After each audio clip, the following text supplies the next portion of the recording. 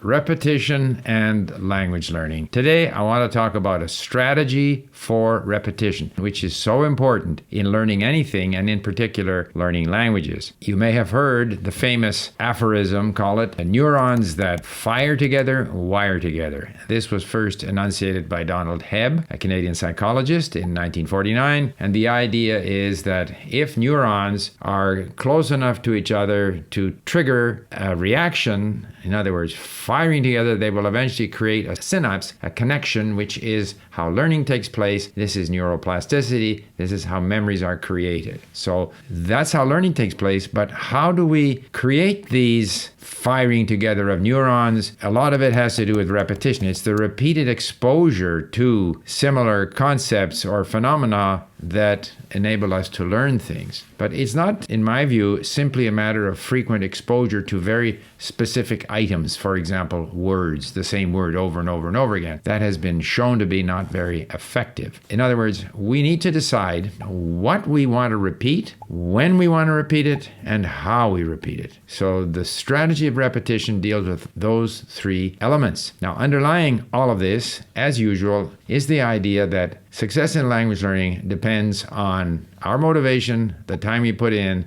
and the ability to notice. The ability to notice will develop naturally if we have an effective strategy. But how do we maximize or optimize our MTN with a strategy of repetition? So the first question is, what do we want to repeat? Do we just repeat the words that we are trying to learn over and over again? Or do we repeat phrases? Or do we repeat sentences? Or do we repeat lessons? Do we repeat by listening repeatedly? Or do we repeat by reading repeatedly? Or do we repeat, as I often do at Link, by reviewing my words in sentence mode? All of these things are effective ways of repeating. But my underlying strategy is that I don't focus on the words necessarily. Rather, I focus on repeated exposure to content. So this could be, first of all, listening. And then if I listen and there's many things I didn't understand, then I will read it. So that's, again, repeating the same content in two different ways of accessing that content. I will often listen more than once, and I'll explain that strategy when we get into the when and the how. But the what, in my mind, is I want to repeat the content, listening and reading primarily. And in doing that, I'm quite convinced that the words and the phrases which are contained in that content will come to me, because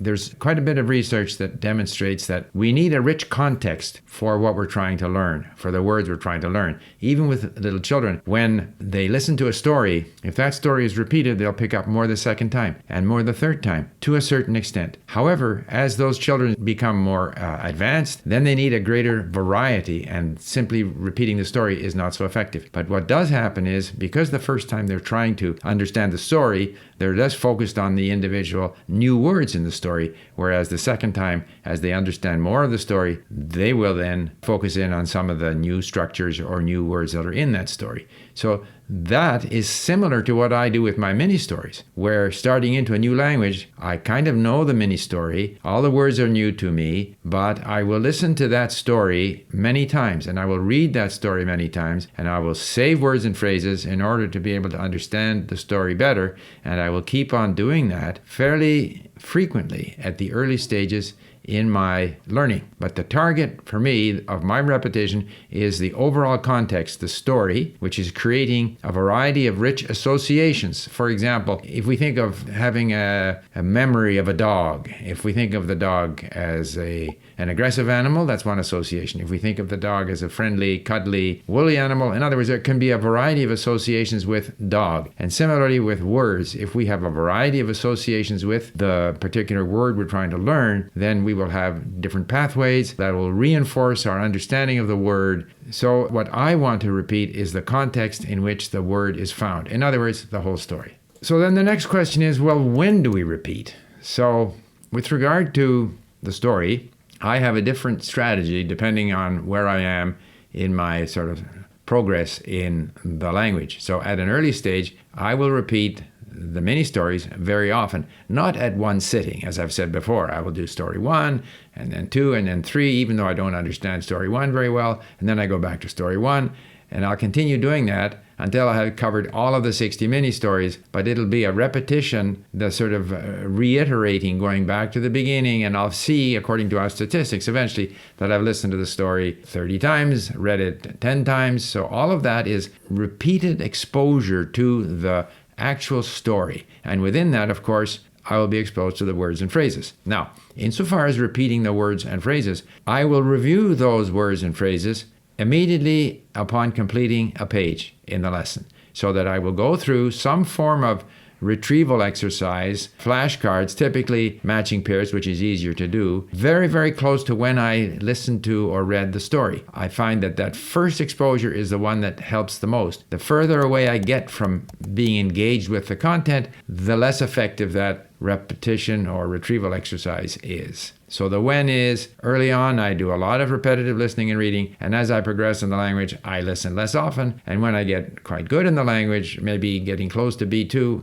I never listen more than once. And people have often asked me, do you listen many times to stories once you understand them fairly well? And the answer is no. I listen often at the beginning when I don't understand much. I'm motivated to listen often, but as I get better in the language and I understand more and I've already understood what's in the story, I'm not motivated to listen to it again. So the motivation dictates for me how often I listen. In other words, the frequency of repetition, and it dictates therefore how much time I'm going to spend. Now, the next issue is how should you repeat? There's kind of two approaches in my view. One is that you follow your interests. So it's kind of a random repetition of content, random repetition of words. And the other is to have your repetition dictated by some form of spaced repetition system where there is an algorithm which dictates how often or how frequently you're going to see these items. As I've said before, I'm not a fan of spaced repetition. I like the idea that I can choose what I want to repeat, when I want to repeat, when I want to review. I prefer seeing words and phrases in context rather than reviewing them in a list far removed from, the story. But other people have had different experiences. So by all means, the main thing is to maintain a high level of motivation and put in the time. So I guess one of the problems with my approach is that as we progress in the language, whereas at the beginning, high frequency words appear quite often, and so we have a good chance of getting enough exposure for those memories to stick with us. As we progress in the language, we are dealing with an overwhelming number of low frequency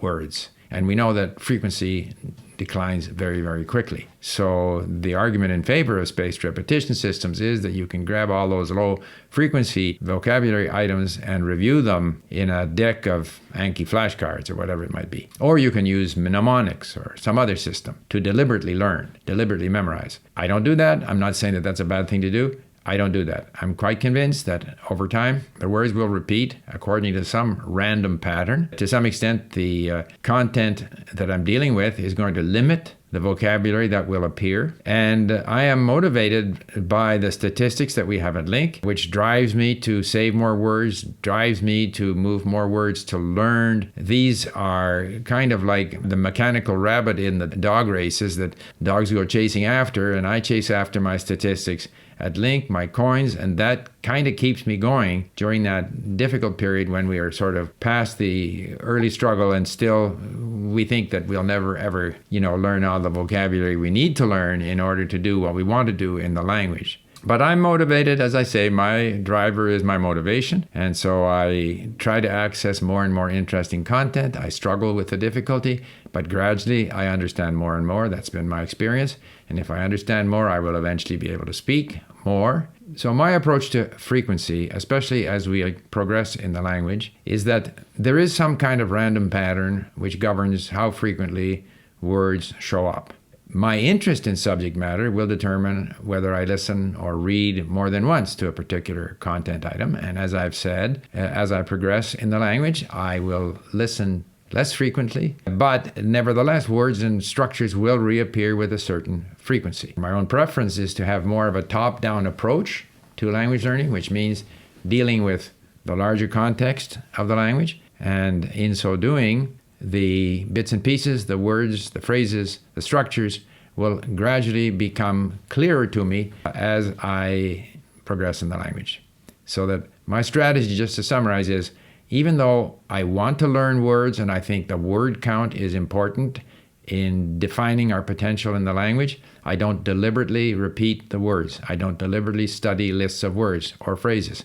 I'm confident that if I have a strategy which involves an appropriate level of repetition of stories of context, that there will be enough repetition of words and phrases that I will get used to these and eventually not only understand them, but be able to use them.